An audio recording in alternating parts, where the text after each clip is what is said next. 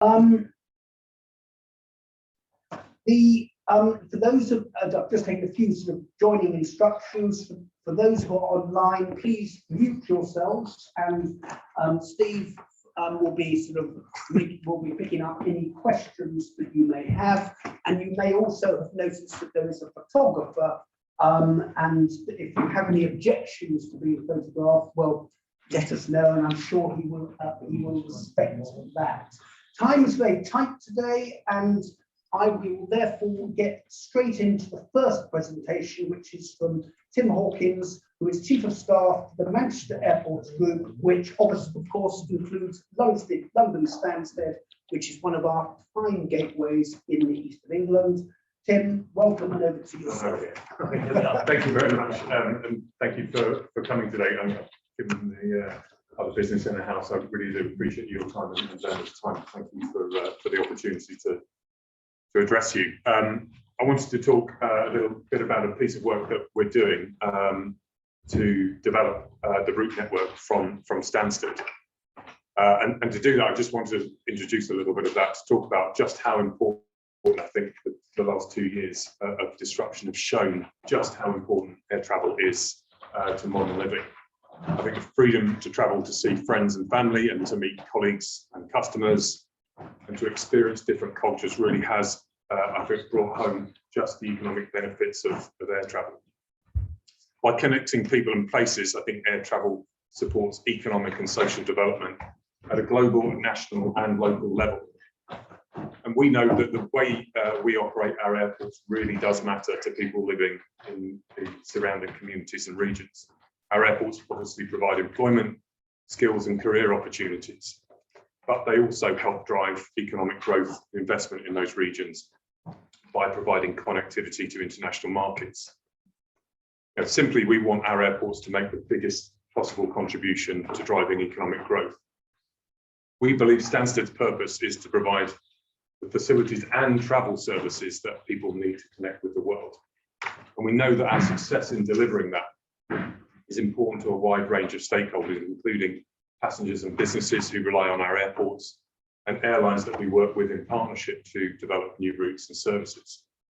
I mean, it's obvious, but you can have all the runways and all the terminals, but if you don't have the routes and services that connect people, then you're not really driving the economic growth and success of the region. So we are working hard to look at the contribution we're making to driving the East of England forward by providing connections that really make a difference to the businesses and organisations based there. And we're also keen to do that for UK PLC, supporting exports and helping to develop world-leading clusters across the UK. Next slide, please. That's why we're leading a new piece of work to look again at Stansted's catchment, and you'll see, if you can see the screen, a depiction of Stansted's catchment. The dark blue area is where we have in Stansted more than 30% of the travel that originates in that area, and you can see that that covers a very broad part of the East of England.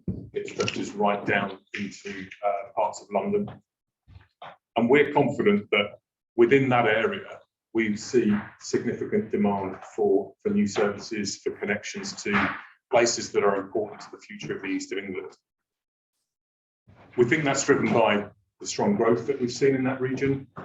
We see a wider catchment across the East of England and the parts of London where Stansted is particularly competitive. We think that is enough. There's enough energy there to start new routes, but airports don't make decisions about air services, airlines do. It's a simple fact. So what we're focused on at the moment is bringing together the demand side of what the region can support in terms of air services with the supply side, which is looking to airlines to operate those services. And we've been working closely with Cambridge and to engage with the business community to understand what are those key routes, what is your demand on those key services that we can take to airlines. If we can quantify and communicate that business demand and the premium value that it brings to airlines, then actually we've got a really good shot at bringing those services to Stansted. They then form part of the infrastructure for the East of England. That connectivity is a key asset, not just the runways and the terminals. It's all about the services we bring. So it's key. We've got to try and understand that level of demand. We can't. We've got to then convey that to airlines. Airlines will not understand the intricacies of the East of England. They won't understand the intricacies of Cambridge, the businesses based there, the growth that they're showing. That is a big picture for us to communicate to them. And we need to help them understand that scale and value of the market. In a sense, it's about bringing the world closer to Cambridge. So on the next slide, please. You'll see that we're taking a three-phase approach to that. And through the spring, we've been out busy doing field work, talking to businesses that represent 35,000 employees in the region, understanding their demand for travel. Where are those key destinations that they want connections to as a priority? We're just in the middle of a phase at the moment of understanding really the economic value of those services. What would they bring in terms of GVA, new employees, and what would they do to support investment in the region? And then in the autumn, we're working our way towards a summit where we want to bring together airlines, business leaders, government, MPs, other politicians from the region, to bring that to a head, to convey the importance of those routes, the need for those routes more than anything, so that airlines really understand and can feel the need for the services that we're talking about, and then to take that work forward through a campaign. We just move to the next slide. Some of the initial findings that we're picking up from that field work is that businesses in the region are talking about growing their need for air travel, their use of air travel, and they're particularly focused on those connections to the markets that are most important to their sectors. So it won't surprise you that connections to Boston and to San Francisco are right at the top of their list, and that they see the opportunity to switch their flights and to switch their travel to Stansted if those services are brought there. So we have to marry those two things together, working as an intermediary with Cambridge Air to work between businesses and airlines. And that convenience of those services would be a major draw, both for airlines and for people using those services. The opportunity to cut out the travel time to Heathrow or to Gatwick or connections to other European hubs is an absolute winner, we think, in terms of the prospects for new routes. So just on to the next slide, we've started, as I say, at a high level to try and quantify what that would mean. So for a route to Boston, we think there would be 25,000 new passengers, but probably more importantly, in talking to those sort of broader outer circles of the benefits, we're looking at 95 million of new investment into the region. Similar sorts of numbers for a route to San Francisco, but if we can capture an airline service, that is the prize that we think there is for the region. But I think it's important, just our benefit is quite narrow. Additional passengers for the airport is something that we're looking to do. We're looking to grow the airport and make the best use of what we've got. But in terms of leverage and how that multiplies up, the benefits to the region are the key here. And we want to see the airport used in the most effective way. So just on to the final couple of slides. In terms of next steps, as I said, we're planning a summit launch in Cambridge in October, bringing together those key stakeholders to talk about those opportunities. We want to take that forward as an ongoing partnership. We want to work with regional businesses. We want to work with airlines to bring those services together. But it is important. What we need from people in the region is to make some noise about this. Airlines need to hear this. They need the confidence that this is a growing region. It has growing demands. And actually, if airlines can get into that market and start competing and start getting a foothold, actually, there's a really long-term future for it. And that demand is really there. But the collective endeavour is then working, I think, to improve other parts of the region's infrastructure. We have been long-term campaigners, as Lord Hazelhurst and I have for many years worked on campaigns to try and drive improvements in rail services to Stansted and to the wider region. And we want to carry that overall approach forward. So thank you for the opportunity to say that. And many, many thanks for that. And if we've got a moment for a few questions, I assume, Steve. Yes, I have now. If I can just kick off, you've identified Boston and San Francisco. Now, obviously, great advantages to our region in having those services. Is that desire reciprocated in Boston and San Francisco? Are they content to use their existing means of connection into the UK? Well, people's choice of airports is very heavily dictated by the convenience. It's very easy to predict which airport people will use.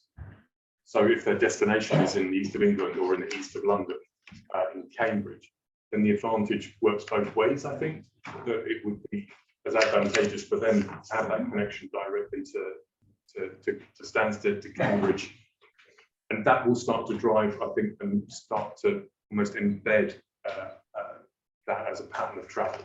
That advantage of dealing with businesses in Cambridge or the east of England becomes that much stronger. That's where the real sort of benefit comes from for the region, which is that bringing closer to the world, to its key customers and suppliers, which that's why that takes you to Boston and San Francisco. And a final one from me. I'm representing constituency in what you describe the east of England. The public transport connections from East Suffolk, East Norfolk to Stansted are not brilliant. Do you have plans to address that? Well, we're certainly recovering our public transport connectivity post-COVID and looking to rebuild those networks, and with a long history of subsidising or pump priming services to Stansted to explore the market potential. And we want to continue to do that. So we would want to look at those opportunities, but I think we also have to look at technology and its potential, I think, to try and bring together demand for services in a sort of hybrid between private and public transport. So is there a way of aggregating demand for your constituency on a regular basis, predictable basis, that people can tap into, that transport operators can tap into, that creates on-demand service or predictable patterns of service that either employees or passengers can use? So that is something that we're really going to look at. Got a question. Lady there, we've got quite a few questions. Lady there and the two gentlemen on the end there. If you want to say who you are, happy to. Thank you. Councillor Heather Asker from Uttlesford District Council. I'm glad you raised the point about transport. There have been recent improvements to the M11, but coming out of London really is where the benefit for commuters is into Stansted Airport. So I'm disappointed that, considering the nature of this meeting, that there's no one here from either highways or rail networks that maybe should be. Is there? Sorry. Okay. Hopefully they'll speak up and be really positive. So I'm John Kirby, Head of Trade Anglia. So in terms of transport, we have made significant improvements to the connectivity to Stansted Airport over the last 3 years. So leaving aside by the pandemic, processing of the pandemic, driven its own particular steps whilst keeping restrictions. And as we see things building back up, you will see things build back up. So of course, whilst there's been far fewer people flying to the airport, then there's been fewer trains because there's been fewer people traffic. And we've also got brand new trains that are 12 carriages long. Stansted Express, excuse me, is now all operated by brand new, specifically procured 12 carriage trains. Before that, there were 8 carriage trains. So you've got about 83% extra seating on those trains compared to trains they replaced.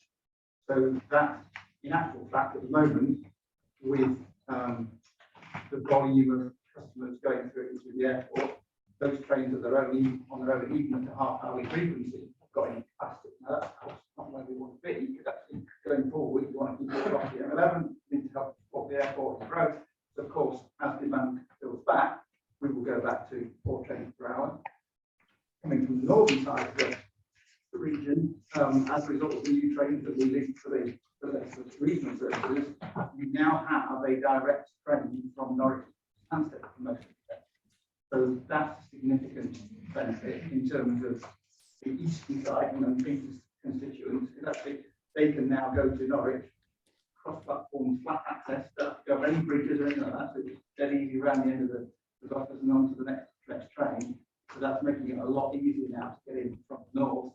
And over the last few years, what we've also seen is because we've got our trains going to Stansted Airport, they then complement the cross-country ones that come through from the Midlands.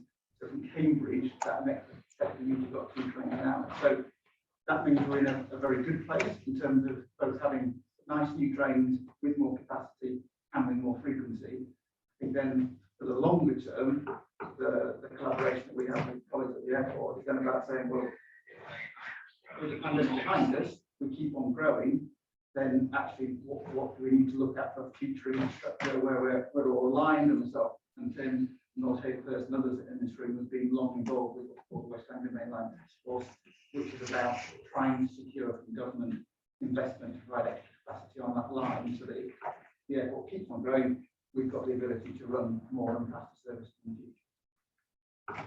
Many thanks, Richard. Yeah, Richard Garrett from the Federation of Small Businesses. You said about you want to make some noise for the airline to get attracted to the area. What are you doing to encourage small businesses to make that noise? I think maybe I can bring in Joe, who's been leading this this piece of work in this campaign, who's been doing a lot of business engagement in the region. Joe. Yeah, sure.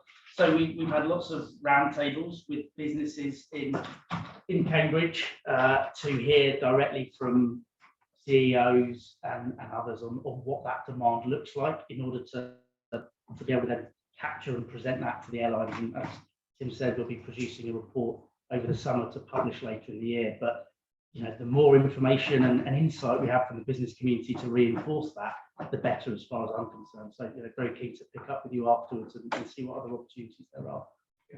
Okay. Yeah, thanks. So I'm giving you Master Zanika, half start trains, the light trains, in the South train station, and potentially use the rail to provide additional things. So it could be really valuable if and when they come along.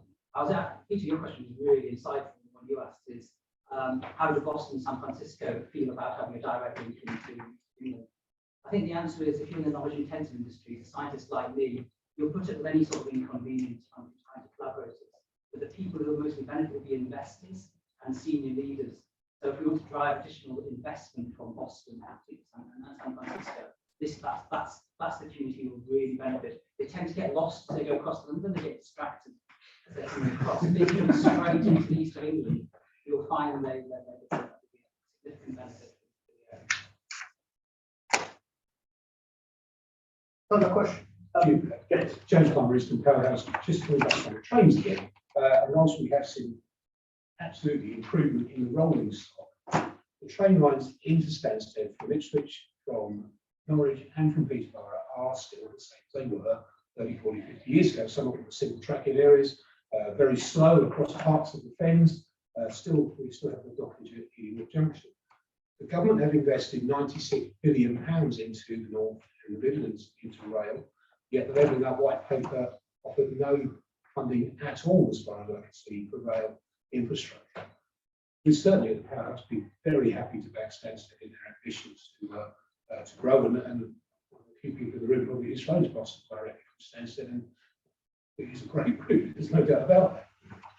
But unless we can open up the public transport in East Anglia, I think that Stansted's always going to be struggling to a certain extent to compete with other airports for international flights. Maybe I'm wrong, but I think that's something where the government, there's been a lot of talk about it further away at Heathrow, but the investment that they could put into the Eastern infrastructure would probably negate that and allow Stansted, I think, to be much more. To come back on that, to say I couldn't agree more. And I think next year will be 10 years since the government said it was urgent to do something about the Stansted rail link. And we've had no substantive progress in terms of infrastructure. We've had lots of progress in terms of rolling stock. Definitely need to get back to 4 trains an hour. I don't think we can call it an express service if people have to wait, you know, up to half an hour for the next train from Stansted to London. But the synergy point I think is really important, is that actually the ability of Stansted to compete for London passengers on those long haul routes that we've talked about complements and helps build the business case for airlines. Airlines will want to be confident that they can achieve right yields, the right load factors on a daily or, you know, a pattern of services each week, that actually that's going to make money for them. They need to have that high level of confidence. It's a big undertaking, it's a big commercial risk to start a new route. So we have to push Stansted up their route development, you know, priorities.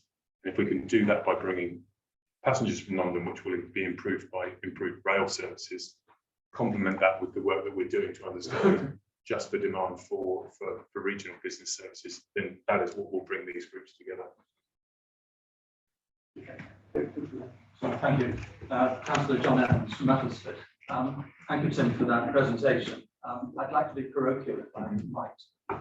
We've heard what the contribution is estimated to be for the region, but speaking from an Uttlesford perspective, what I would be interested to know is what is the likely contribution to Uttlesford, who are perceived to be a major employer, although it has to be said, not as a major employer of residents in Uttlesford. And perhaps after this meeting, you'd be kind enough to write to us at Uttlesford and tell us what you think will be the direct, let alone indirect, benefit to our district from what you've just described today.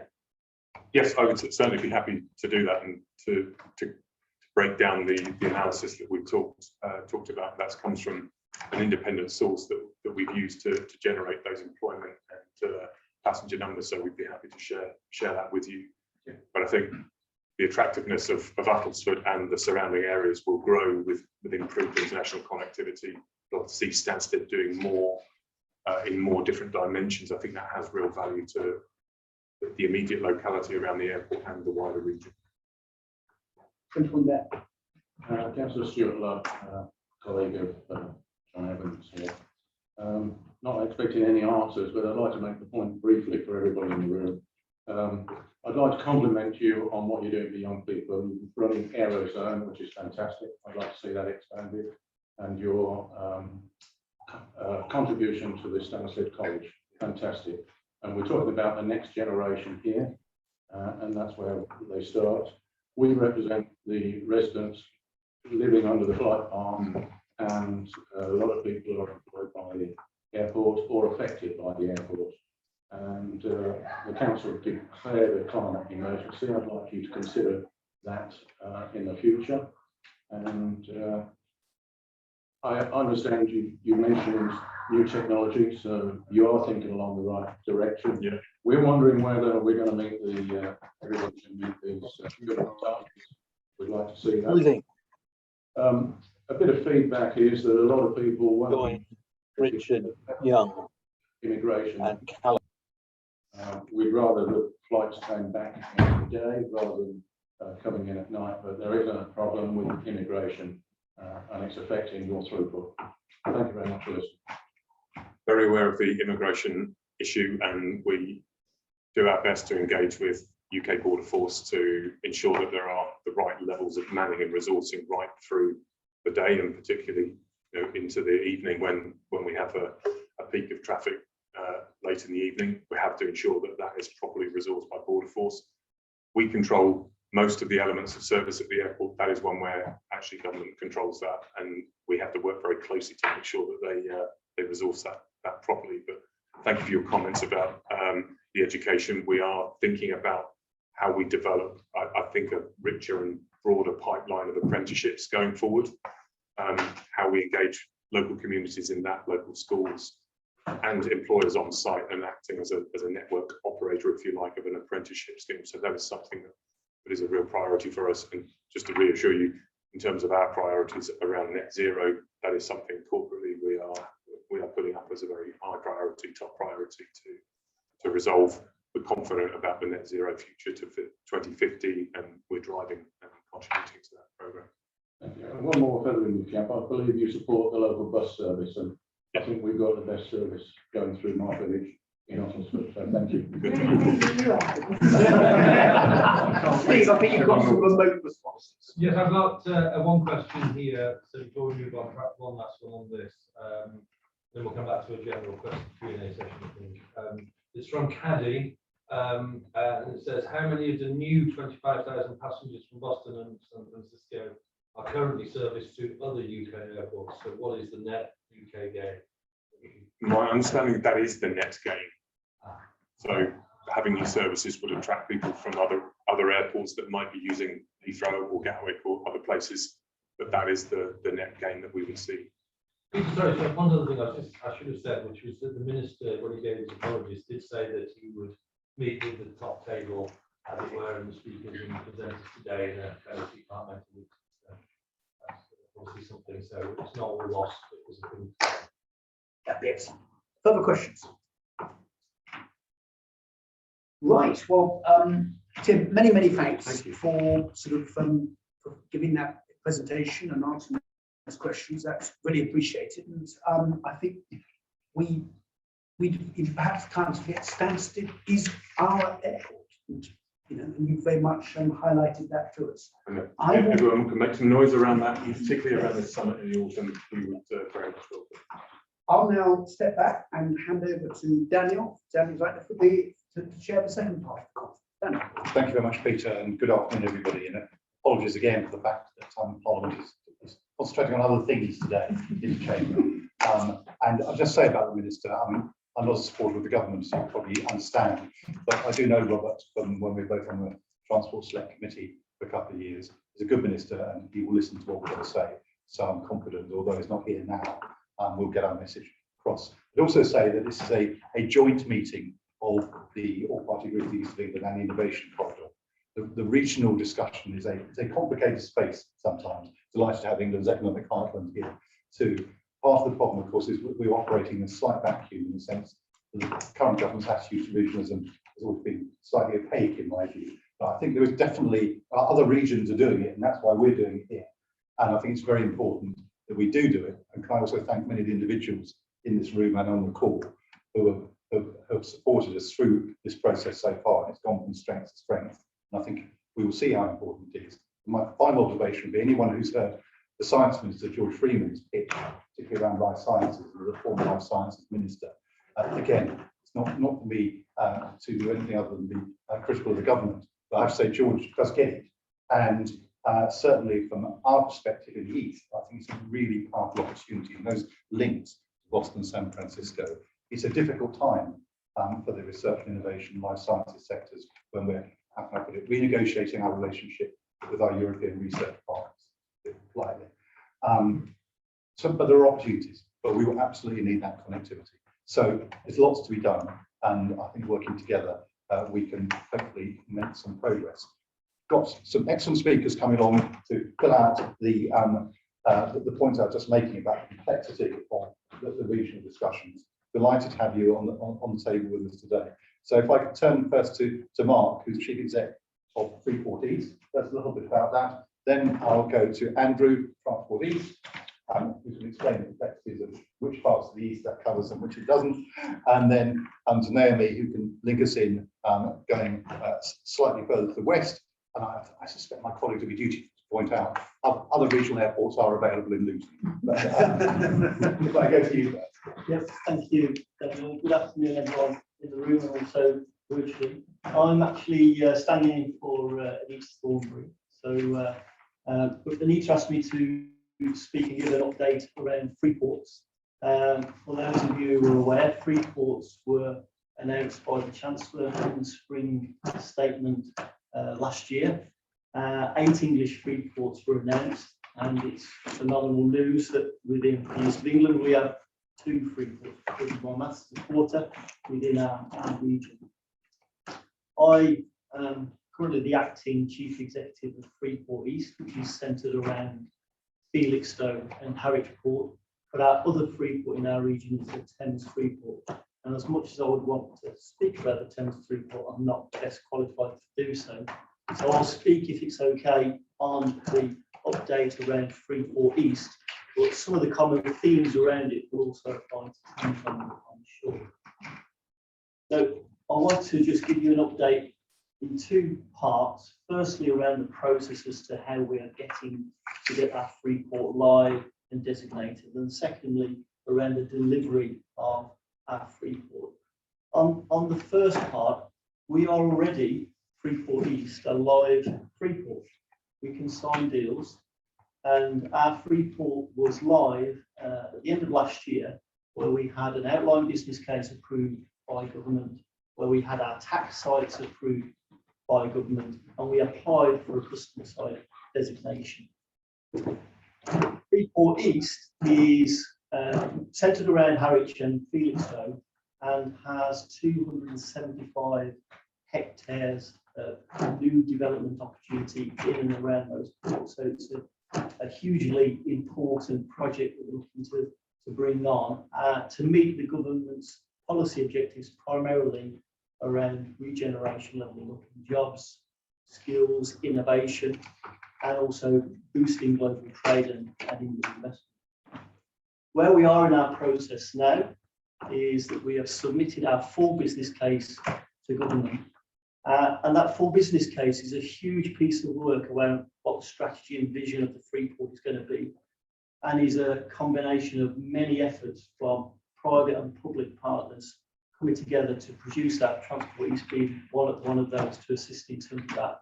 That's been submitted in April, and we will look to have that being gone through the process by autumn, September. If I move on to the delivery piece, which is important, in Freeport East, we've got 3 tax sites. These are at Felixstowe, at Harwich, and also at Gateway 14. At Felixstowe, our focus on delivery at the moment is around getting our first custom site approved. This is a very key milestone within Freeport delivery for all Freeports.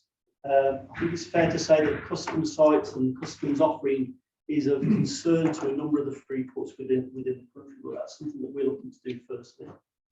In terms of our Harwich site, which is our largest tax site, 122 hectares, we're looking to turn that site to serve the green energy market, to create a green energy hub, in particular serving offshore wind, both floating and fixed within the region. And this is going to be a generation investment for the region and for the country from an energy security perspective. And we're working diligently at the moment on a master plan for that. And tomorrow I'll be in Norwich speaking at an event in terms of what we're doing there.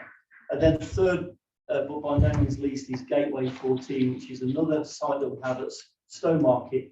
It's one of the largest new developments in the whole of the UK. And I'm pleased to say that this time last month, it broke ground on that development. And as far as we're aware, it's the first Freeport site in the country, or at least in the top one, that has broken ground. So it shows that progress is being made with regards to that. So quite exciting times, lots more to come, but that's an update on Freeports and Freeport East. Lovely, thank you. Very, very helpful. Great, appreciate it, Andrew. Thank you. Yeah, thank you very much, Chair. Good afternoon, everyone. Good to see you all. So myself and Naomi are going to do a joint presentation, 5 minutes each. We're the 2 subnational transport bodies that collectively cover this area. Transport East, which I am director of, covers Norfolk, Suffolk, Essex, Southend, and Thurrock. And Naomi covers England's economic heartland, which is Hertfordshire, Cambridgeshire, Peterborough, all the way across to Oxford and Buckinghamshire. But for the purpose of this topic, we work very closely together. So in terms of the questions about who does what, I think in reality, we work incredibly closely together. We have to on these issues. Our role as SDBs is to create a single voice in transport and advise the government on our investment priorities. And this is a role we've formalised with ministers over the last year. We are effectively partnerships of our local authorities, our business leaders, increasingly including key agencies, including Network Rail, National Highways, DfT now fund us, and looking ahead, forging links with bodies such as Great British Railways. So we are bringing together these partners in the region. Now we do this through creating an evidence base, which is absolutely fundamental, creating our subnational transport strategies, and then working with partners in the region to deliver those strategies. And we set out in our business plan the work that we're going to do to deliver those strategies. Now, one of the really good pieces of news that this group has helped us achieve is a 3-year funding supplement from DfT to drive the work of our partnership going forward over the next 3 years. Now, this was an ask from this group to the spending review back in September. So really good to get that outcome, really showing progress, a tangible outcome. And now we want to help you going forwards with that ammunition to make the case for transport in our region. Just going to talk a little bit about our transport strategy and how important international gateways are within that. So our transport strategy, Transport East, was subject to public consultation over December and January this year. We intend to finalise that over the next few months and submit it to the Secretary of State in late summer. We then have that framework for investment endorsed by the Secretary of State for our region. England's Economic Heartland have already done that process. They have that in place. So when that is done, we have that framework that government will look at, pay due regard to when investing in the future. So what does our strategy say about international gateways? I'm going to talk very quickly about the importance of our international gateways, the challenges and the actions, and then Naomi's going to talk about that in a bit more detail. Talk about ports and airports. I'm conscious that we've had an excellent presentation on airports already, so I'll focus on ports primarily. It's worth noting that the East is absolutely fundamental for UK's international trade. 50% of the UK's container traffic comes through our region, and this will grow in the future, for example, with free port expansion, development of the free ports, as well as the regional ports that we have as well. It's worth noting that those regional ports are absolutely fundamental, as well as the two free ports. Across the UK, container and roll-on, roll-off full freight will grow by 130% between 2016 and 2050, and the East will be absolutely fundamental to that. And that will always be the case. In conversations we've had with ports over the last few years in developing the strategy, it's clear that shipping will always want to focus on the southeast. The triangle between southeast UK, Rotterdam and Antwerp is where those shipping lines will always want to go to. That's where the economies are. So we will always be the gateway, and therefore we need to make sure that we have that appropriate surface access. It's worth noting that the East ports directly deliver over 6,000 jobs in the shipping industry along our coast, areas of the country that are in need of levelling up as well. And there's not only a local levelling up aspect here, we serve the Midlands and we serve the North as well. So if the government wants to invest in a place that will both serve levelling up in the East and also the Midlands and the North, surface access to our ports is absolutely fundamental for that. As I said, it's not just our major container ports, our regional ports play a huge role as well. Kings Lynn, Yarmouth, Lowestoft, perfectly vital for agricultural and construction industry, the offshore energy industry as well. The largest concentrations of wind farms in the North Sea, just off our coast, are of course fundamental to serving that as well. So the challenges there, what does our strategy set out? Freight will always need to flow through our region. Issues, resilience, congestion, lack of rail capacity. So our ports rely on some strategic roads, A13, M25, M11, A14, A12 and A120 operate individually, but also as a resilient network. And we need that network to be resilient in order for the freight to have that guaranteed journey time it needs. Congestion, absolutely fundamental as well. For example, the A13 connecting London Gateway is some of the worst delays in the region. 40 seconds per vehicle mile are set out in our strategy. We really need to tackle that.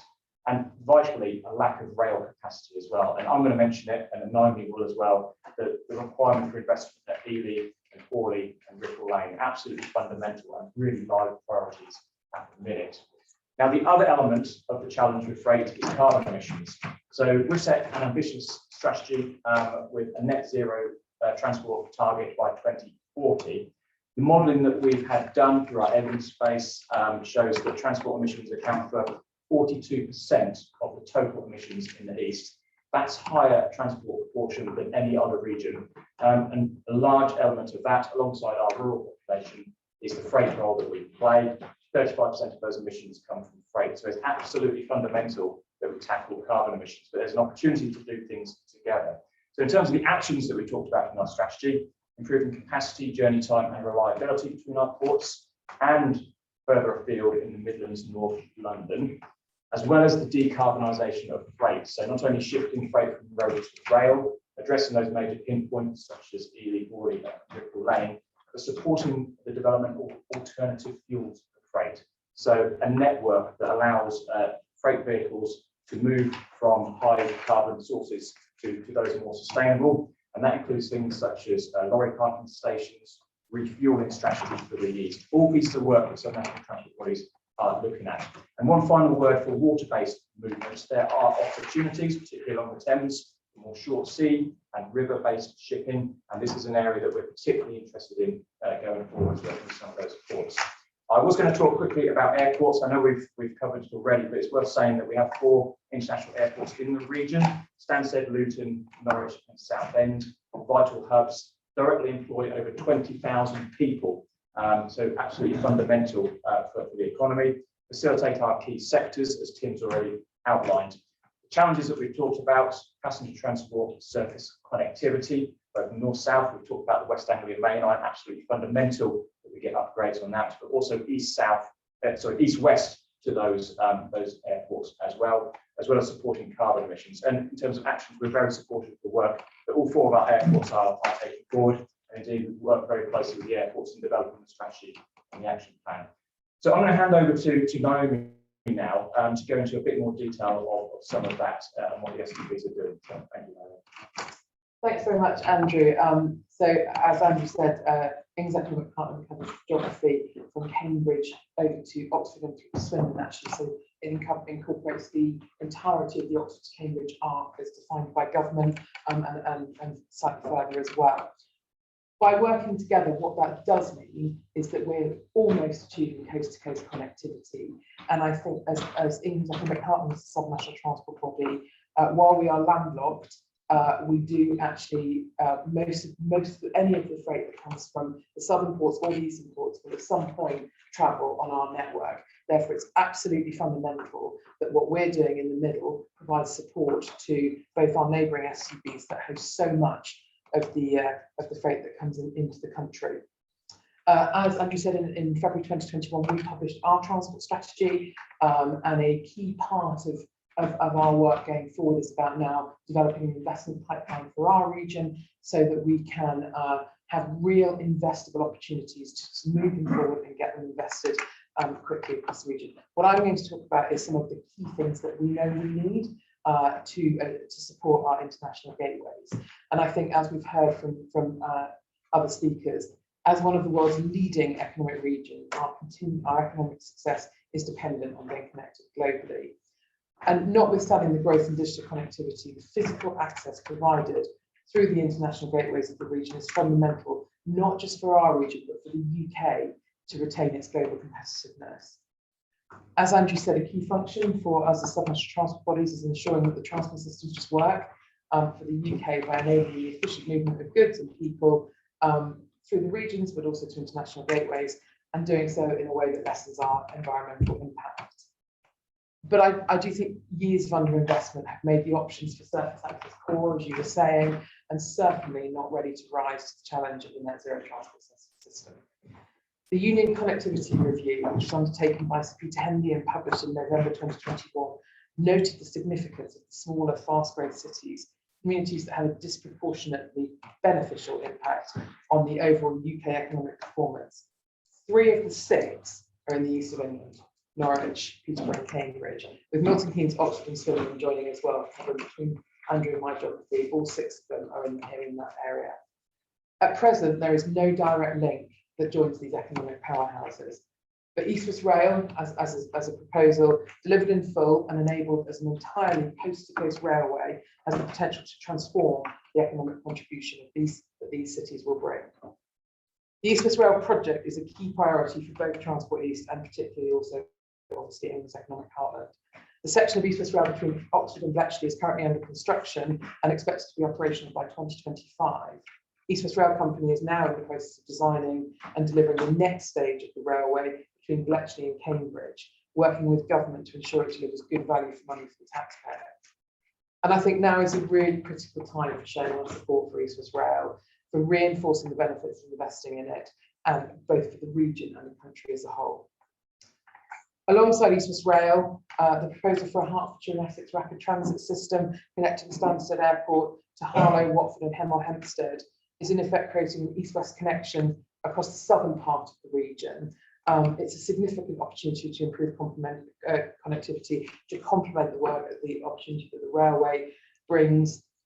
Schemes like a rapid transit system actually don't have easy funding opportunities, and they don't have long-term pipelines like a rail investment pipeline or a road investment pipeline. Therefore, but their benefits are far-reaching, so it's up to us to work with Hertfordshire and Essex to really support them in taking forward that opportunity. I think Andrew mentioned Great British Railways, and I think that's a really significant opportunity for all of us. Great British Railways is currently developing a 30-year plan for rail, and through the subnational transport bodies, we're working with them to make sure that in that 30-year plan, they've got the right priorities, the right long-term strategy. We will continue to feed into that, pressing the need for support for our international gateways. Moving goods around the region is as important as our people. And as you've heard from Andrew, there's currently 1,000 HGVs a day moving between Felixstowe and the Golden Triangle area of the Midlands through the EEH region, both for the housing, logistics and distribution centres. This activity contributes significantly to carbon emissions in the region. So, for example, North Northamptonshire, which, while not in the east, actually takes a lot of the freight traffic that's coming from the east. About 66% of their carbon emissions from transport are from journeys that don't start or finish in that local authority area. They're moving through, and therefore the responsibility is on all of us to look for how we can substantially reduce carbon emissions from freight. DfT recognises the challenge in transforming large vehicles to alternative low carbon fuels. Shifting good movement to rail has a substantial decarbonisation benefit, supporting the wider national net zero responsibilities. And as Andrew talked about, there's a huge responsibility for us as South West Transport, and we've got funding from DfT to look at EV infrastructure and how we can actually better plan for that. But the Felixstowe to Nuneaton corridor is a nationally recognised rail freight route. The Ely Area Capacity Enhancement Programme is a really important priority. The railway is a vital part of the network and includes a busy junction where 5 railway lines converge and are currently operating at full capacity. The lack of capacity along this corridor is not just blocking development in the east, but blocking development in other regions too.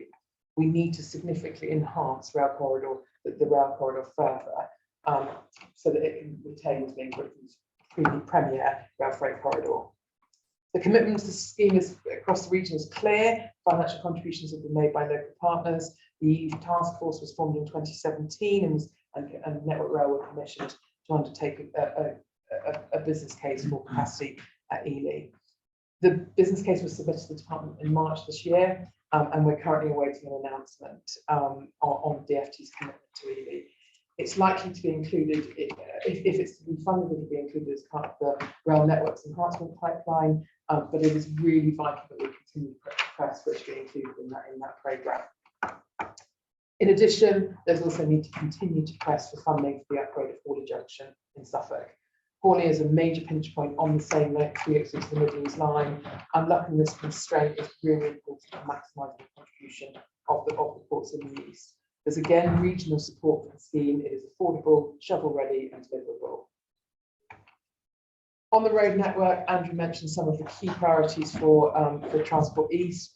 The A13 is a major artery serving Tilbury, London Gateway and London South End. In the EEH region, the A1 has some of the oldest sections of dual carriageway on National Highway Strategic Road Network, and has significant impacts to the movement of freight between London and the east and Scotland. As well as that, improvements on the A505 running east-west from Luton Airport into Hertfordshire is a really important priority. And I think one of the things that we need to do as a collective is look at how we can really enforce on national highways as they look at preparing for RIS3 and beyond. At the moment, they're doing route strategies as well, how we continue to get investment in the road network. For us, that's where the investment pipelines that we're developing in Transport East will also be developing are really important for setting the framework of what our regions need. Collectively, we'll put those together and with your support, continue to reinforce the need for capacity and infrastructure investment in the region. Thank you all of you. Really, really helpful contributions. Right, we've got a few minutes. We'll open up questions both from the audience here and via Steve from the audience watching. I will just abuse my position slightly to lob in one question to start with. I listened very closely to your coded message about East-West Rail. I wonder if you could say a little bit more, because I'm hearing more and more people express concern about the completion of the route across to Cambridge. And I've 3 times asked the Minister of Public Events, and 3 times it hasn't really been answered, which doesn't fill me with confidence. And there is a sense that it's kind of fallen away from the housing levelling up department. It hasn't got a champion anymore. And I think the message is it's now over to us, which, okay, on one level it's great, but I'm not sure that necessarily guarantees it's going to get done. I wonder if either of you could diplomatically say any more about that. I mean, I'm happy to pick that up. England's Economic Heartland is also the Secretariat for the East West Mainland Rail Partnership, which is a collaboration of local authority partners from coast to coast, actually, really significant part of campaigning for the long-term future of East West Rail. The benefits of the East West Rail are in no doubt. In March this year, Network Rail published a paper on the actual transport benefits of East West Rail, which is really important in terms of how East West Rail will contribute to the long-term opportunity of the strategic rail network. But on top of that, a lot of the benefits are economic, both economic growth and housing growth. And my observation is that because of the way that East West Rail was taken through DLUC and the housing department, actually the benefits of East West Rail have been lost, and the narrative is not clear and consistent. So it is up to us to continue to reinforce the economic benefits for organised for businesses like AstraZeneca, who need that collaboration, who need to connect through to Oxford and beyond, to build that network in the Oxford Cambridge region that create a global cluster that is so important to the UK. I don't believe that it's a done deal. I think there is a huge responsibility on all of us to reinforce the benefits and spread that message, so that we can give the government confidence to invest in the way that I believe that they want to. That's very helpful, thank you. Right, I'm looking around for questions. If I may, slightly more than a question, if that's all right. It does actually seem to me that the problems for the East of England have been laid out very clearly. When there is no single plan, there's a clash inevitably, and the government loves that, because then it's harder to say, well, you can't agree amongst yourselves, etc., which is a little difficulty. I mean, I have a whiz-bang idea. If we listen to some of the talk coming out of government recently, that if anyone in East Anglia or the heartland of England can come up with a suitable site for a parliament, then that might be. But the problem that while I've been associated with this issue is the fact that not everybody is agreed on the priorities. They may not wish to sort of attack another one, but the fact is they're backing what they believe it happens to be the most important. And there isn't going to be the money, one suspects, for both. And that's therefore working it out. I wasn't, of course, a friend of the spread of airports into the countryside for many years, but the facts are facts. And the role that Stansted has, I think, is more important than some of the other airports that would see themselves as part of the East. So I think what is leading me to do is that we need a different structure of local government, the one that was not chosen by the incoming government in 1970, of having single-tier authorities. But the more I see, the more I hear from all around the country. Yesterday I was in Birmingham and on Monday in Coventry, looking at the situation on behalf of the Built Environment Committee. Things are moving there because they've got agreement. And in Essex, to take the one county, there is no such agreement. And these are the difficulties that one has to resolve. And until one has a clear plan as to what you might do and what you get for it, then it's very difficult, because we do understand the democratic pressures on other people who want to see their particular scheme. They recognize it and will have a contribution to make. Yes, it will. But there's too many things in the field. And as I say, I think if one can get away from a situation where there are all sorts of meetings in which there's people go from one meeting to another in different circumstances. There isn't just one body which is saying really what the priorities are, and that unless we can all agree on them, give some sort of all priority, a plan, that is what is going to get this thing going forward. Otherwise, we're just going to go on a meeting like this, which rehearse the pictures. We'll talk to yet another aviation minister. They've been moving around rather fast. Robert Course has heard it all from me. And the fact that they haven't yet been obliged to concentrate on it. And just one last thing, if I may, allow me to make a contribution. I didn't know a bit about this over the years. That on even such a matter as the road, the A120, I was assured 50 years ago was going to be due. And it still isn't. So I just leave you. I will continue to fight what I believe to be the right things, and my voice in this case. But as I say, I really think we should be looking at the structures we have in local government in order to make sure that we're pressing the case as effectively as it needs to be done. Thank you. I cry from the heart there. I think I'm not going to treat it as a question though. But the points you make are very, very important. What I will do though at the end, I do warn I'm going to ask each of you to do 1 minute on your top ask. So to some extent, a little bit of prioritisation, even if we end up with a number, you never know, it might come up with exactly the same thing. I'm looking around for other questions. Do we have any questions from the chat? There's one from Sarah Murray. Yeah. Well, it's more of a point. She says worth flagging the potential for both international passengers and light freight by using Stratford International. But I'm sure it's all part of the innovation corridor, and that could play a significant role in decarbonising international transport, and it is ready to go. That's the point. Well, and here, yes, thank you. John Evans again, a question in relation to that. It's coming from a maritime background, deep sea maritime background. It's a question for you actually, and that is in relation to the use of shore power. Many in the room will not appreciate that all these large ships, which are described and which we see when we go to Harwich, look at the monsters on the other side of the water there, container ships, they're all actually running their engines and generating the electrical need for that ship in port from their own systems, so throwing out through the funnels the emissions which are derived from heavy fuel. At the moment, I think I might say that there are only 2 ports in the country which are actually using shore power.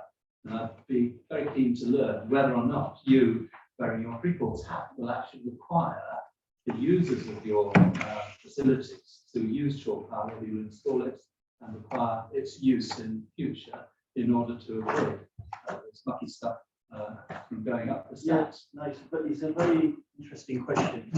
I think from a Freeport East perspective, we're looking certainly at the green energy agenda across all of our Freeport sites, but specifically in terms of shore power. The technology is evolving quite quickly in terms of all of this.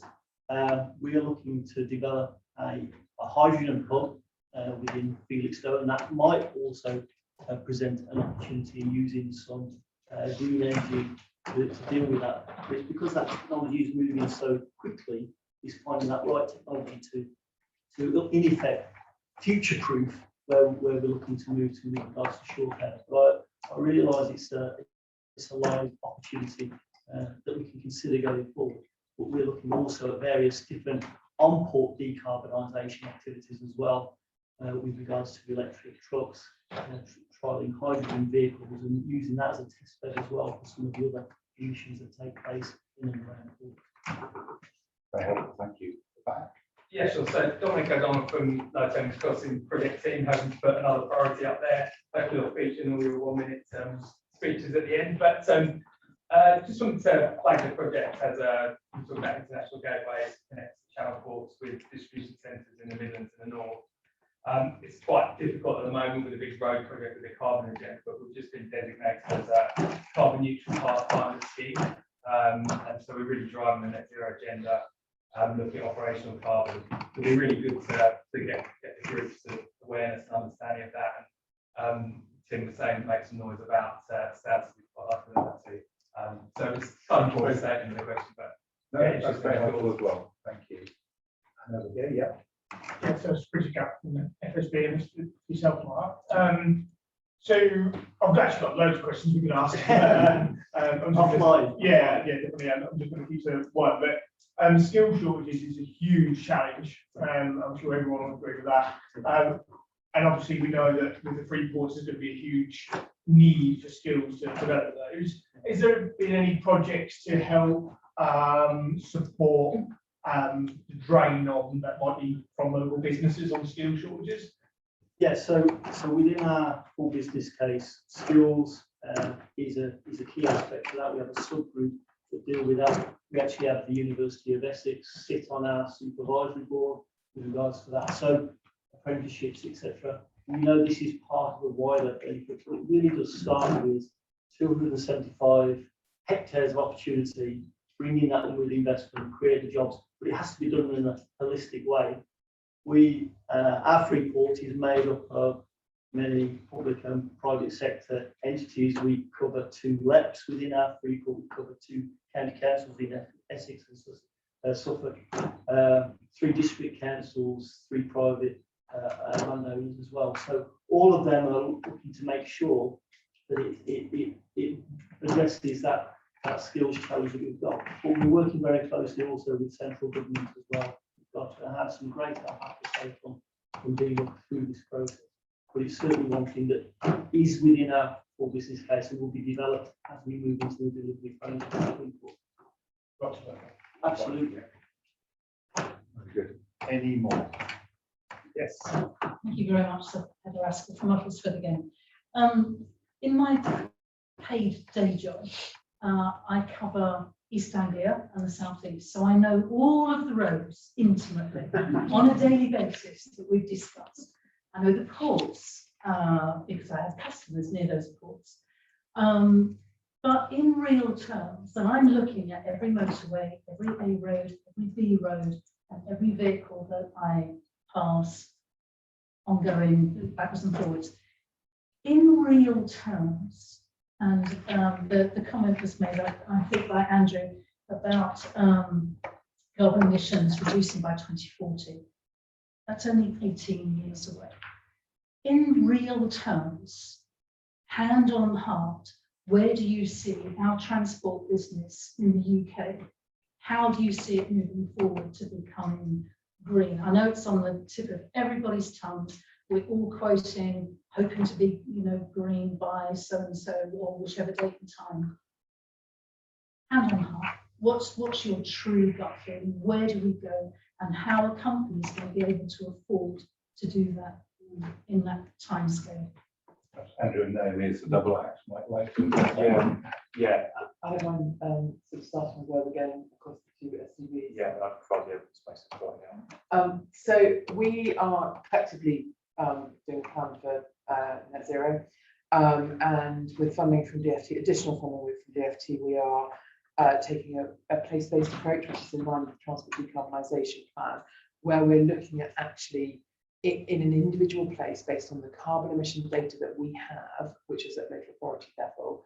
What is the low-hanging fruit that we can really help deal with first? Where is the harder challenges, which is often it will be primarily freight, actually, the way that emissions that go set out. How do we then deal with that? What does DFT need to do to do that? And we're doing it at a place-based approach so that then you can really make it a bit easier. It's not easy, you're absolutely right, but we've got to start somewhere, and this is the way that we're doing it, using the Royal Town Planning Institute methodology that they published in January last year. It's a fabulous piece of work that shows the proportion of what you might need to do. The transition to sustainable, to EV, etc., will get you so far. It's absolutely not enough. You have to do behaviour change. You have to do so shift mode, shift travel pattern, and reduce the need to travel. All of those things need to come alongside the transition to EV and other forms of alternative fuels. Yeah, I mean, just to reinforce that point, the evidence base that we produced for our strategy showed it's incredibly difficult to with that target. There are 4 areas that you need to throw everything at to get to that. So full conversion to alternative fuels for the fleet, but not just that. Mode shift is absolutely fundamental to levels of about reduction of 20% of current vehicle kilometres. So reducing actual vehicle kilometres through mode shift. Improvements in digital connectivity as well, so to actually reduce the need to travel in the first place is a fundamental part of it. And then the planning system as well. So building new homes and jobs in places that are genuinely sustainable in the first place is a key part of that. And the trajectories that we produce for our strategy show you have to do all of that to get close to the 2040. I guess the current strategy of going EVs alone doesn't get you there, not by 2050 probably. So you have to do everything. The East itself faces a particular challenge. As I said earlier, our carbon emissions from transport are higher as a proportion of total emissions in other regions. Two fundamental reasons for that. One is our high rural population. So about 50% of our emissions come from rural areas, rural trips.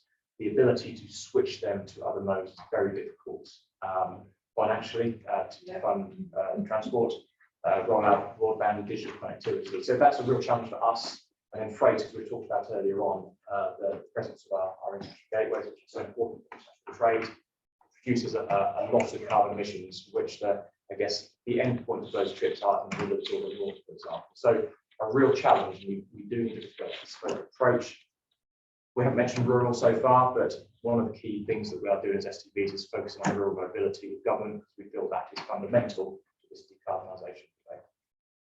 Thank you very much, everybody. I'm afraid we're now out of time, so I am going to literally zip along, starting at for a brief summary in under a minute of your key answers you'd like us to be pursuing. Yeah, thank you, Dan. Well, I don't want to waste one of my asks by asking for Ely, etc. Even though I travel very frequently between the Leeds and Peak, so I'm not going to waste an ask there. I think my ask is Freeport is a huge opportunity for our region, and we want to be able to deliver on those full business cases. I'm sure it tends to as well as Freeport East.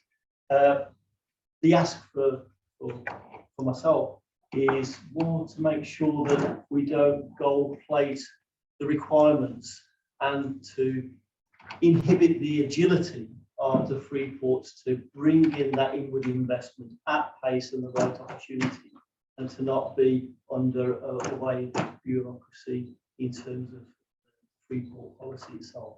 So my ask would just be, we've got a very, very good public-private partnership at Freeport East. It's actually been viewed as an exemplar of that, the way we work together. We're working with the central government at the moment. That's through the startup phase. When we get into the delivery, I'd love that Goldilocks to just continue and not necessarily for the bureaucracy to get in the way of what is superb opportunities, not just for the region, but for the country. Yeah. So my one key ask or proposal, I think, is in response to Lord Hazelhurst's point, which I think was a very fair challenge, and to provide some reassurance that that is definitely on our radar and that we are working on that, bringing together a coherent plan for rail amongst the two of us and an ability to identify priorities. That's probably not in the gift of Naomi and I to change the local governments, but what we do know is that the North and the Midlands have had a huge amount of success with the last spending review with the integrated rail plan, which sets out an approach for delivering rail in that region, and they've secured 96 billion. Now that took a long time to develop, and so part of what we are planning through the business work that we're doing this year is a greater focus on rail, bring together what is at the minute probably about 5 or 6 different task forces across the region. So West Anglia Main Line, East West Rail, Great Eastern Main Line, Ely, Trouse. There's a range of task forces doing fantastic work. We want to support them, provide that extra layer that we've been talking about. Over the top of that, a strategic approach for our region for rail, so we can start to compete with the Midlands and the North and be able to prioritise. Now that's a hard piece of work to do, but it's definitely on both of our radars and within our business plans to do that work. I think working with people here would be absolutely fundamental to delivering that. Fantastic. It'd be great if you had a similar. So my ask is more immediate, if I may, and two, sorry. It is for collectively everyone's to continue to advocate for investment in both East West Rail and Ely Junction and Crawley Junction on behalf of my Transport East colleagues. Absolutely, the time is now to continue that advocacy and really a plea from everyone, whatever you can do to reinforce what the contribution of those schemes are to your business, your community is really important. Thank you. It's really helpful. Finally, Tim. Yeah, from a Stansted perspective, I think the obvious area of interest is international connectivity, which I think this government has historically tended to look at from a national perspective. I think what we need is to understand, particularly for those areas of greatest economic potential within the UK, for the government to have a very clear understanding of the key infrastructure requirements that will drive and sustain that growth. And when it comes to international connectivity, to understand, for example, what does the East of England need in terms of international connectivity to make it a real success, to make it globally competitive.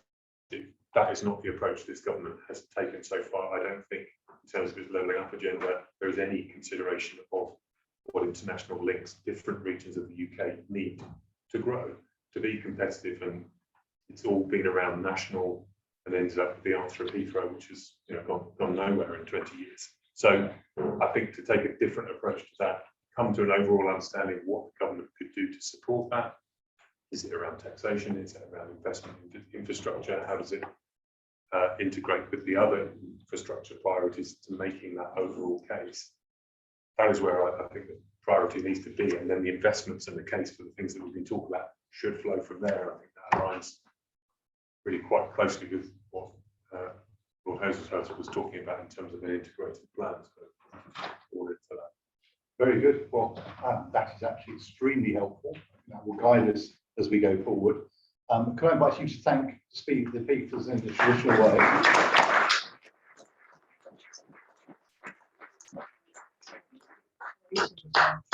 The author of the document, the background briefing, which I thought was extremely good, Clay Holland, the Innovation Corridor, and to assure you that this discussion, very focused, I thought, in the conclusions, will form the basis of who normally make representations to the minister afterwards, to remind them what we told them. Well, this time we'll be going in person, so I think it will be all the more effective.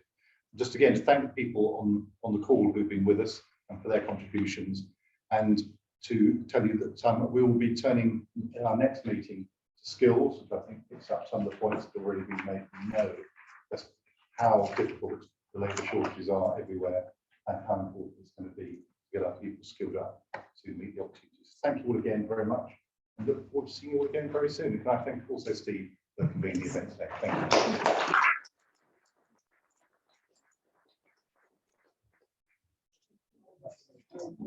you.